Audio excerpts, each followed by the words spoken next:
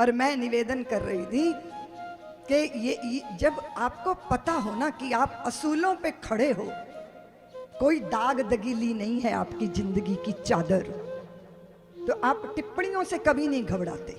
टिप्पणियां होती हैं, टिप्पणियां होंगी, कार्य करने वालों को कोसा भी जाएगा, कार्य करने वालों पे टिप्पणियां भी होंगी, उन पर टीका भी होगी, उनके लिए अवरोध भी पैदा किए जाएंगे, उन पे संशय भी होगा, उन पे संदेह भी किए जाएंगे। भगवान पर संदेह किया,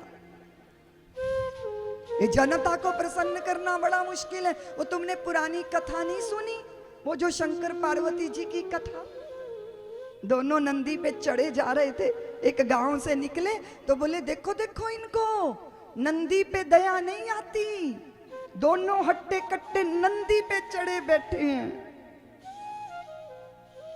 अब भगवान और भगवती दोनों को संकोच लगा, वे दोनों नीचे उतर आए, बैल के पैदल पैदल चलने लगे। दूसरे गांव में पहुंचे, लोग बोले देखो देखो इन मूर्खों को, लोगों के पास तो सवारी नहीं होती इसलिए वो पैदल भटकते हैं, इनके पास सवारी भी है तो भी ये पैदल पैदल जा रहे हैं। भगवान ने कहा कि पार्वती लोग कहते तो सही हैं, ऐसे करो तुम बैठ जाओ बैल पे। तो पार्वती बैठ गई बैल पे, भगवान पैदल चलने लगे। तीसरे गांव में पहुंचे तो गांव वाले बोले देखो देखो देखो इस जौवन की मदमाती को देखो, ये तो सवारी पे चढ़ी है और वो बेचारा बुढ़ा वो पैदल पैदल चल रहा है। पार्वती को संकोच हुआ, वो नीचे उतर आई, बोले प्रभु आप ही बैठ जाओ बैल पर। अब भगवान चढ़ के बैठे बैल पर। चौथे गांव में पहुंचे, चौथे गांव वाले बोले देखो देखो देखो हट्टा खट्टा खाया पिया बंदा, वो तो चढ़ा बैल पर, वो बेचारी कोमल कुसुम कलिका जी पाँव पाँव चल रही है। सब कुछ करके देख लिया पर टिप्पणी तो होगी ही, और अगर टिप्पणियों से घबरा गए तो एक कदम आगे नहीं चल पाओगे। इसलिए एक बात स्मरण रखना, अगर आप असूलों पे खड़े हो और कभी भगवान और अपने बड़ों की आंखों में आंखें डालने का मौका आए और आपको संकोच ना हो, जीवन में कभी कुछ ऐसा नहीं किया, या तो अपनी आंखों में खड़े रहो या अपने ठाकुर की आंखों में खड़े रहो, बस इतना ही होना चाहिए। कभी अपनी आंखों से गिर जाओ ऐसा कार्य कभी नहीं होना चाहिए। और निधियों को बतलाने वालों के समान, जैसे आपकी कोई निधियां बताता है ना, तुम कितने सुंदर हो, तुम कितने प्यारे हो, तुम कितने कुशल हो, तुम कितने सहज हो, और ऐसे जो तुम्हारी निधियों को तुम्हें बताता है उसी तरह तुम्हारे दोष बताने वाला, उसको हमारे यहाँ बाकताड़न बोलते हैं। क्या बोलते हैं? तुम भी बोलो ना, वाणी से टोकता रहता है, बहुत बुरा लगता है। लेकिन वो बाकताड़न जो है ना, वो कहीं ना कहीं हमारे दोषों की तरफ हमें नजर करने के लिए विवश कर देता है। तो ऐसा बाकताड़न, उस मेधावी पुरुष की संगति करनी चाहिए जो आपके दोष बताएं, क्योंकि जो आपके दोष बताएगा, दोषों पे नजर जाएगी तो फिर वो दोष विदा हो जाएंगे। तो ऐसे बाकताड़न कौन होते हैं? कौन होते हैं? मम्मी पापा, माता पिता।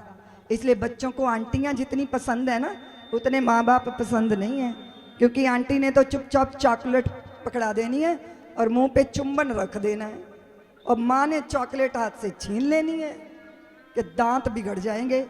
बड़े आया आंटी का लाडला, अब माँ लगेगी जहर जैसी और आंटी लगेगी हूर परी जैसी। अब ये बताइए कि हितैषी कौन है? बताओ ना, कौन है हितैषी? इसलिए उस पुरुष की, उस मेधावी पुरुष की संगति करनी चाहिए, क्योंकि वैसे की संगति कल्याण कर देती है, धन्य कर देती है।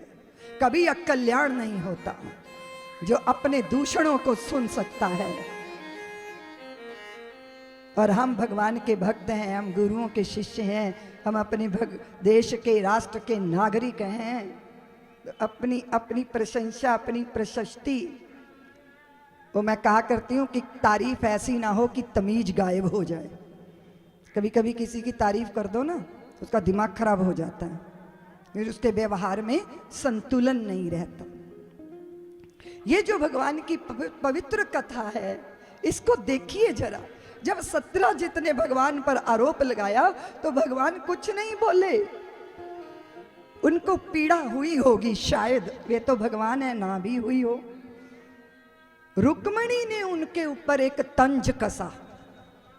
रुक्मिणी ने कहा कि प्रभु, आपको किसी मणि या रतन की जरूरत थी तो मुझे निवेदन करते ना, मैं तो हूं आपकी सेविका।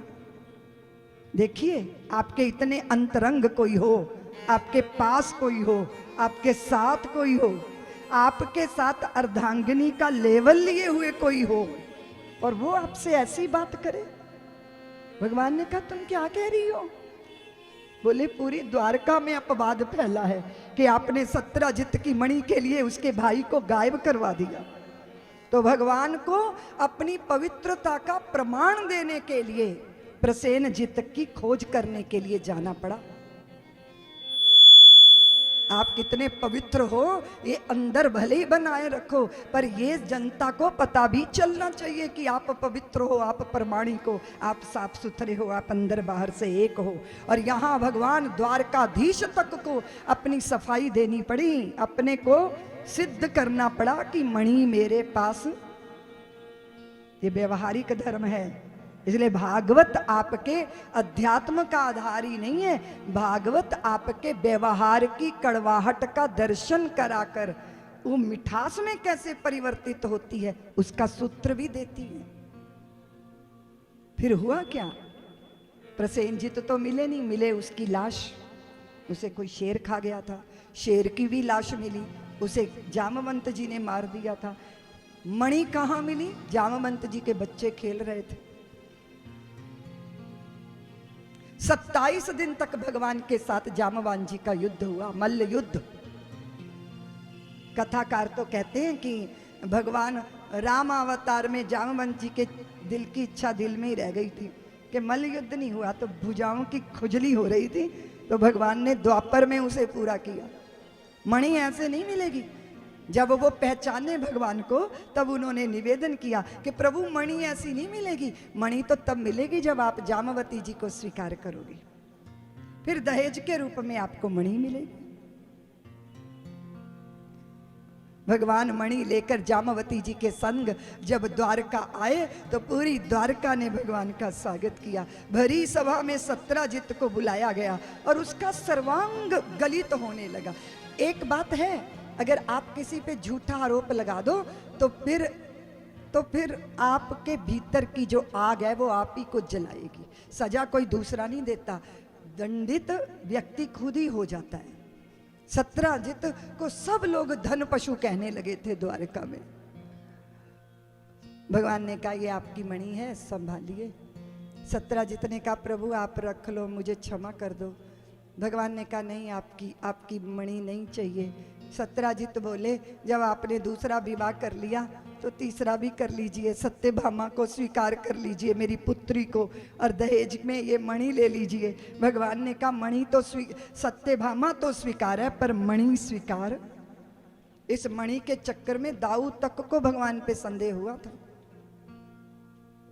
जहाँ संपदाएं होती हैं, जहाँ प्रतिष्ठाएं होती हैं, वहाँ लोग अपने बापों पे क्या, अपने भाइयों पे क्या, अपने मित्रों पे क्या, सब पे संदेह की भावना चित्त के अंदर पनपती रहती हैं। भगवान की 8 पाणी गृहीता भार्याएं हैं, मित्र वृंदा हैं, लक्ष्मणा हैं, कालिंदी हैं, और 16,100 वो कन्याएं जो नरकासुर के, भौमासुर के कारागार में बंदी थी। एक साथ सबका पानी ग्रहण करेगा। भगवान ने उनको भी मुक्त कराया था, और जब वो मुक्त की गई तो भगवान ने कहा, जाओ अपने अपने घरों को। तो उन्होंने कहा कि त्रेता में जानकी रही लंका में, तो अयोध्या उन पे संदेह कर रही थी। हम नरकासुर के कारागार में कैद रही, समाज कौन हमें स्वीकार करेगा, कौन स्वीकार करेगा? एक दिन के लिए भी स्त्री बाहर रह जाए तो लोग शक की नजरों से देखते हैं। अब पुरुष सालों तक बाहर को कर्म करके लौट के भटक के आ जाए तो किसी को उस पर संदेह नहीं होता। तो वो खामियाजा कौन भुगतता है? बहुत बार स्त्रियां कहती हैं कि हमारी आज़ादी का क्या होगा, तो हमने कहा तुम्हारी आज़ादी तुम्हें दे भी दी जाएगी ना, तो भी तुम्हारे आसपास संदेह के घेरे झेल पाओगी उसको। कितना सुंदर क्रांतिकारी कदम है ये। भगवान ने उन्हें मुक्त कराया, समाज में स्थापित कैसे होंगी वो? अगर वो दासियां बना के रखी जाती द्वारका में तो भगवान के ही कुल खानदान के छोकरे उनका जीना हराम कर देते। भगवान ने कहा कि ये मेरी भाव पत्नियां हैं। एक ही बार में 16,100 स्वरूप धारण करके भगवान ने उनको स्वीकार किया और वो समाज में पुनः प्रतिष्ठा प्राप्त करें। यह और संतों ने कहा नहीं, वो 16,100 कन्याएं, श्रुति, स्मृतियां, वेद वाणी, वेद वाक्य, ऋचाएं, सब स्त्री के रूप में जो भगवान को पति के रूप में देखना चाहती थी। अयोध्या की वे विधुतियां, वे मिथिला की स्त्रियां जिन्होंने पहली बार प्रभु को देख के सोचा था कदाचित ये हमारे पति हों, पुनः प्रतिष्ठा समाज में देना। इसलिए भगवान कृष्ण पूर्ण अवतार हैं, वे हर परिस्थिति का समाधान देते हैं। सब्सक्राइब करें साध्वी ऋतंभरा जी के YouTube चैनल को और हमारे वीडियोस को सबसे पहले देखने के लिए बेल आइकन को दबाना न भूलें।